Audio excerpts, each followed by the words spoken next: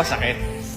Sineryoso mo siya, minahal mo siya nang higit pa sa sarili mo. Hindi ka lumingon sa iba at iniwasan mong matukso sa iba. Tapos, bigla mo na lang malalaman na may mahal siyang iba na habang kayo pa.